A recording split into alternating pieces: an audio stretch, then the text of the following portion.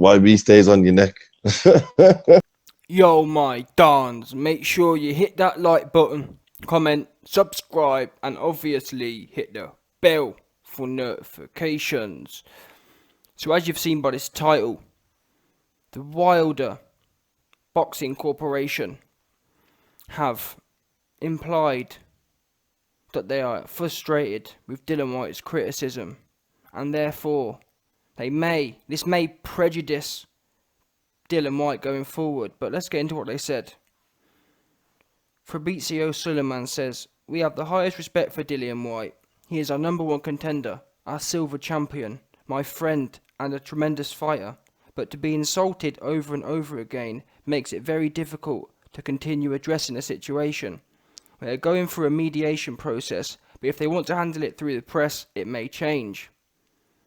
Then he says, "I've been getting insults on social media, trashing my father's reputation, insulting my family. We stand for justice, our history is very clear, and we will do the just thing via the right process." This is funny, you know. This guy's talking as if we're trying to get...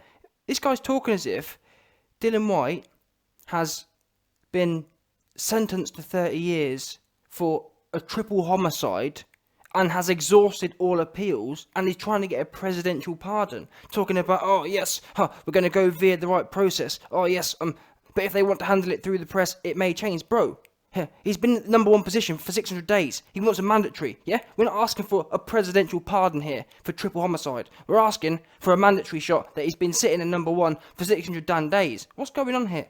What was? Oh yes, we're gonna follow the process. What process? Yeah, mandatory or not mandatory? There's no process to be had there. Yeah, you had no problems. What gets me is this. Yeah, I wouldn't mind. There's a number of things that irritate me. The Fury fight. Fury had fought Francesco Pianetta and another bum. Yeah, for 3 years. Francesco Pianetta and another bum. That's his only comeback fight. In fact, in the last 3 years, he's fought 2 fights. And on them 2 fights, Fury gets the number one position and just jumps the queue of everyone and gets to fight. That's the first thing I'm thinking, what's going on here? It's a bit odd. But then even to add insult to injury, then what happens is the WBC mandate Brazil versus Dillian Whyte for the mandatory. The Fury rematch falls off and they choose Brazil, a dude who was number 3 or 4. How does that work? A dude who not only was 3 or 4, he had a worse resume and had done nothing over Dillian Whyte to earn that mandatory. Not to mention he was a lower rank. In my opinion, if you're going to give anyone the mandatory shot, it should be the man who's highest ranked. Does that not make sense to anyone? And this is the thing. In every category you look at, i.e., Dillian Whyte was the highest rank. Dillian Whyte had the best recent resume. Dillian Whyte was the most commercial entity. So it's like, what did you pick Dominic Brazil for? There's not one category there which says, okay, they picked Brazil because of this reason. And that tells me, I'll tell you why they picked him. They picked him because Deontay Wilder instructed them to pick Brazil. Simple as that. Absolute same way 2 years ago, Deontay Wilder instructed them to pick Bermane Stiverne. Who wanted that? Who wanted to see that fight? That once again, Dillian Whyte's been trying to get this fight since 2017. October 2017, or whenever it was. He was in the number one position then, I'm pretty sure.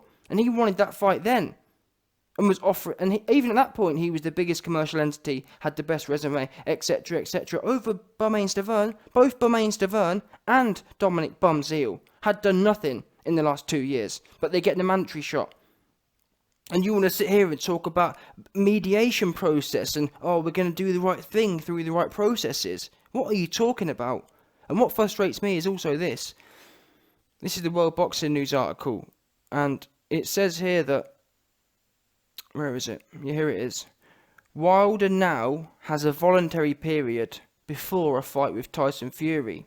The WBC has already stated the super fight will overrule the number one, which tells me that basically Fury can fanny around, play around, because what do we know is this. The next 6 months, Fury is not going to fight Wilder.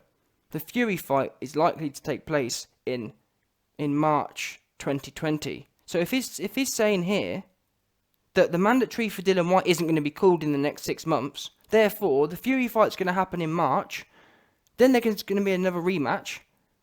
That writes off the whole of 2020 and the whole of 2019. So you're telling me Dillian Whyte's going to have to wait to 2021, which is another 2 years away. How is that possible? What should happen is, we know Wilder's going to fight one more time. Scrap Ortiz, call another mandatory. Now you could say, oh, that's unprecedented. He just had a mandatory. Yeah, but he's only fought, he's had the belt 4.5 years, and he's fought 2 mandatories. So that's, by the law of averages, or on average, if you're meant to have a mandatory once a year, he's got 2 to make up for. He's going to have 2 in 1 year. Simple. That's how you make up for an average. Yeah? You've had 2 in 4 years. You need to get it up back to the average of 4 in 4 years. Therefore, you're going to have to keep banging out mandatories. And to be honest with you, it's not as if there's a whole load of people, i.e. you've got a number 1, a number 2, a number 3 rank. Dillian Whyte's the only dude who's really properly lined up in the WBC. Because people like Ortiz, he's already had a crack. Yeah? Fury's already had a crack. Bumzeel already had a crack. Bummains Devon already had a crack. There's not that many people lined up for it. And it's just frustrating because he's sitting there talking about, processes and, we're going to, what did he say again? What was it? Yeah, if they want to handle it through the press. No, this is the difference. You've got to get it out there because otherwise, there's 2 things, this is how it works. There's 2 things you can do in this boxing game. Yeah? You can bend over and take it like a champion in silence, which is what most people do. Yeah? You got Wilder and Sullivan from behind stroking you. And or you can come out and call a spade and expose them. That's what they want. What Sullivan's... Listen, let me translate for what he's really saying. What he's really saying is this. Dillian Whyte, yeah, man. Dillian Whyte should take it from behind like a champion in silence. Dillian Whyte shouldn't expose us. That's what he's basically asking for. He's asking for Dillian Whyte to get fucked silently. That's all it makes sense to me. Bottom line. It's really not rocket science here. He's talking about processes and oh yes, justice, and we stand for justice. Our history is very clear. Bro, it's a mandatory. Yeah? It's not that serious. Let's say, for example, they don't plan on sanctioning the mandatory this year. Give him a date. And at that point, let's say they say, you know what? We can give you, Dillian Whyte, we can tell you a definite date. It will be done by this date. Give him that. And at that point, Dillian Whyte will have a choice. He can take that date and say, you know what, this isn't good enough, I'm going to court. Or he can sit back and wait and plan around that. What you can't do is keep trying to string him along. And they say, oh, well, yeah, Dillian Whyte ducked Luis Ortiz. Dillian Whyte offered a fight with Luis Ortiz. Offered him his own pay-per-view. He said no.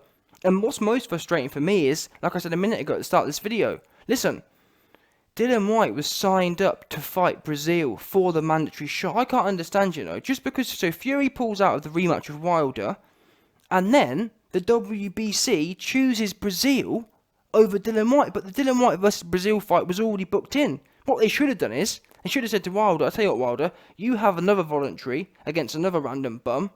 This fight for the mandatory against Whyte and Brazil is going to go ahead, and the winner of that will then fight you for the mandatory. But you can tell they're corrupted, because they realise, wait there a minute, if Wilder fights a voluntary, that means Dillian Whyte's guaranteed to get a mandatory shot. Whereas now, they can sit back and keep playing around with it for another few years. Because Fury, God knows how Fury still has the precedent over Dillian Whyte. They've had one fight already. Fury had his chance, and he failed, unfortunately for him. He failed and had his eyes spinning in his head bouncing off the canvas. That's what did happen. I want to see Wilder in there with a man who can punch. I'm not being funny, yeah, you Fury fans. I know there's all you Fury fans who think Fury is an amazing boxer. What it comes down to is pretty basic maths for me. Fury is not a good enough boxer not to get hit. That's what it proved. Yeah, in there with Wilder, Fury proved he is not good enough not to get hit at some point. So the way I think about it, as I was saying, it's pretty simple maths.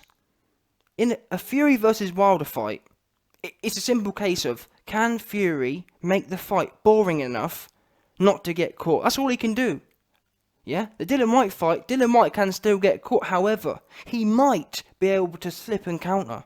He might be able to catch Wilder and completely change the direction of the fight. Fury doesn't have anything where he can change the direction of the fight. All he can do is hope and pray that he can feint enough, that he can that he can run backwards fast enough not to get caught, that he can have enough cardio to move his head a bit quicker. That's all he can do. There's no offensive risk to Wilder. Now Dillian Whyte's slower than Fury. Dillian Whyte's got slower feet than Fury. Dillian Whyte's got worse cardio than Fury, but he's got that one chance that he can clip Wilder. Fury doesn't have that. For this next fight, I want to see a puncher's chance in there. Because Ortiz, I'm sorry, people talk about Ortiz's power, but Ortiz ain't got no damn power when it comes to it. He hasn't. I'm sorry. Ortiz has no damn power. Yeah? And if that Christian Hammer fight didn't tell you all you need to see, do you think Christian Hammer would go 12 with AJ or Wilder or even Dillian Whyte? I don't. That's because he's got power. Ortiz has not. Now, he might have had 10 years ago when he was 40. Sorry, he might have had 10 years ago when he was 137, but he hasn't now. He's over the hill. And there's only, unfortunately, the heavyweight division isn't like it used to be. There's only 2 guys in the division. Sorry, 3 guys who have power. That's Dillian Whyte, AJ, and Wilder. None of which are called Fury. And conveniently, what do we know? Who are the 2 people that are being ducked? AJ and Dillian Whyte. How convenient is that? Now, some people think that's coincidence. I don't. Either way, man. Stop playing games and just give the guy a date. And that's what I don't understand. Commercially, Dillian Whyte is the best fight for the WBC and Wilder. Dillian Whyte is the best resume. Outside of AJ, Dillian Whyte has the best resume. Simple. He's fought the next best people. What more can you say? Who's Fury fought? Klitschko 10 years ago. Klitschko was half dead. And he's got a draw with Wilder. So what has he done to earn anything? Dillian Whyte's got nearly a knockout win over Joseph Parker. First man to put him down. Fact.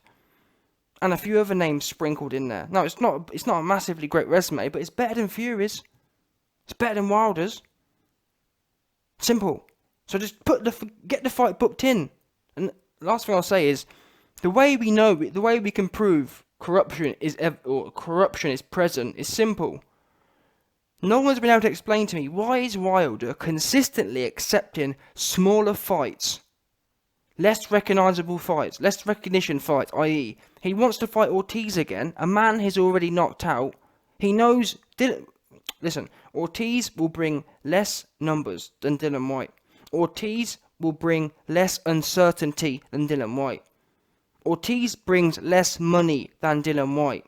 So you've got to ask yourself, why would you not take the fight? Dillian Whyte's got more clout. Even the LDBC say this. People like Nessie from the Boxing Voice says, Wilder, why won't you just go over there why won't you just fight Dillian Whyte and take his scalp? That's what we're all asking for. Go and take the scalp. I've said that before. If you knock out Dillian Whyte, which I think is actually a 50-50 fight for me, I'd probably give Wilder the edge in that fight against Dillian Whyte because he's quicker and he's probably got a bit more power on him than Dillian Whyte has. So I actually favour Wilder in that fight. But like I said, I like that there's a bit of uncertainty there. The Fury fight's straightforward for me.